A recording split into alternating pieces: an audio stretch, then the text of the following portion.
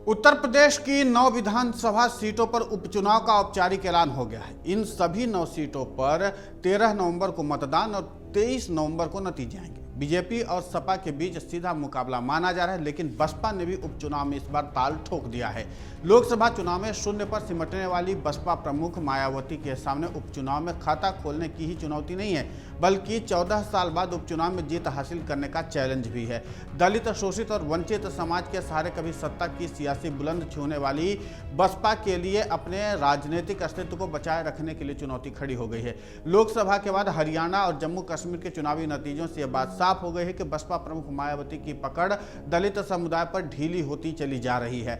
ऐसे में बसपा ने यूपी उपचुनाव में अकेले सभी 9 सीटों पर चुनाव लड़ने का फैसला किया है। मायावती ने जातीय समीकरण को देखते हुए प्रत्याशी भी तय कर लिए हैं, लेकिन देखना है कि उपचुनाव के सियासी मझधार में बसपा की नैया कैसे पार लगती है। उत्तर प्रदेश की पूर्व मुख्यमंत्री मायावती ने कहा कि बसपा उपचुनाव में यह प्रयास करेगी कि उसके लोग इधर उधर न भटके। वो पूरी तरीके से बसपा से जुड़ करके बाबा साहेब डॉक्टर भीमराव अंबेडकर के आत्मसम्मान और स्वाभिमान के कारवां के सारथी बनकर शासक वर्ग बनने का मिशनरी प्रयास जारी रखें। यूपी में 9 विधानसभा की सीटों पर हो रहे उपचुनाव में भी बीएसपी अपने उम्मीदवार उतारेगी और ये चुनाव भी अकेले ही अपने बलबूते पर पूरी तैयारी एवं दमदारी के साथ लड़ेगी।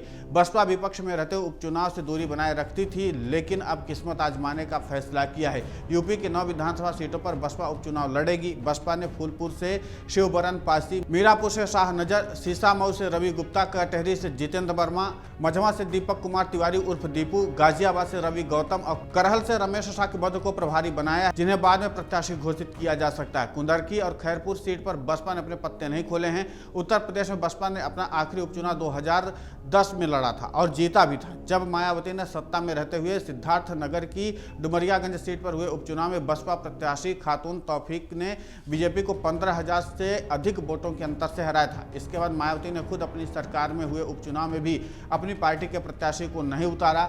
बसपा उपचुनाव से दूरी बनाए रखती थी, लेकिन 2022 में आजमगढ़ लोकसभा सीट पर हुए उपचुनाव में मायावती ने बसपा प्रत्याशी शाह आलम उर्फ गुड्डू जमाली भले ही चुनाव न जीत सके हों, लेकिन 2.5 लाख के करीब वोट हासिल करके सपा का सियासी गेम बिगाड़ दिया था। इसके बाद यूपी में हुए उपचुनाव में बसपा ने कोई भी प्रत्याशी नहीं उतारा। लोकसभा चुनाव के बाद यूपी की सियासी स्थिति बदल गई है। मायावती की पार्टी का खाता नहीं खुला और वोट शेयर कांग्रेस के वोट शेयर से भी नीचे आ गया था। कांग्रेस ने 17 लोकसभा सीटों पर लड़ करके 9.46% वोटर शेयर हासिल किया था, जबकि बसपा को सिर्फ 79 सीटों पर चुनाव लड़ने के बाद भी 9.39% ही वोट मिला था। बसपा को लोकसभा चुनाव में सबसे ज्यादा नुकसान इंडिया गठबंधन ने किया, क्योंकि दलित समुदाय का वोट सपा और कांग्रेस को मिला है। इससे पहले बसपा का वोट बीजेपी के हिस्से में जाता रहा था। 2012 के बाद से लगातार बसपा का आधार कमजोर हुआ है और दलित समुदाय को जोड़े रखने के लिए मायावती उपचुनाव में किस्मत आजमाने का फैसला किया है।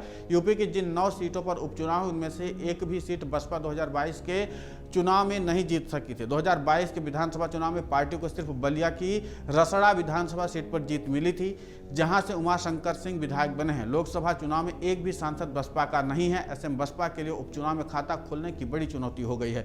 यूपी उपचुनाव में भले ही सत्ता का कुछ बनने और बिगड़ने वाला ना हो, लेकिन 2027 का सेमीफाइनल जरूर माना जा रहा है। बसपा उपचुनाव में भले ही अकेले मैदान में उतरी, लेकिन सीट के जातीय समीकरण के लिहाज से उम्मीदवार उतारे हैं। सूबे की जिन सीटों पर उपचुनाव है, उनमें से मझवा, कटहरी, मीरापुर जैसे विधानसभा सीटों पर बसपा अपना सियासी दबदबा बनाना चाहती है। मझवा सीट पर बसपा 5 बार जीतने में कामयाब रही है, जबकि सपा अभी तक खाता भी नहीं खोल सकी है। इसी तरह से मीरापुर और कटहरी सीट भी सपा की तुलना में बसपा के लिए ज्यादा मुफीद रही है। इतना ही नहीं, दलितों के वोटों के लिहाज से भी अहम है। यूपी के उपचुनाव में भी बसपा की स्थिति करो या मरो वाली है। बसपा उपचुनाव में अगर एक भी सीट जीतना चाहती है तो उसे एक तरफ से सपा के नेतृत्व वाले गठबंधन से मुकाबला करना है, तो दूसरी तरफ बीजेपी के नेतृत्व वाले एनडीए से 2-2 हाथ करना होगा। इसीलिए उपचुनाव में बसपा के सामने सिर्फ खाता खोलने की ही नहीं, बल्कि दलित समुदाय के वोटों को भी अपने पास बुलाने की चुनौती है।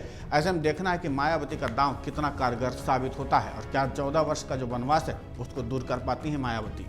अगर आप ये वीडियो YouTube पर देख रहे हैं तो हमारे चैनल को सब्सक्राइब कर बेल आइकन दबाएं और Facebook पर देख रहे हैं तो हमारे पेज को लाइक करें। 8 मिलियन प्लस सब्सक्राइबर, आपके इस भरोसे के लिए बहुत धन्यवाद।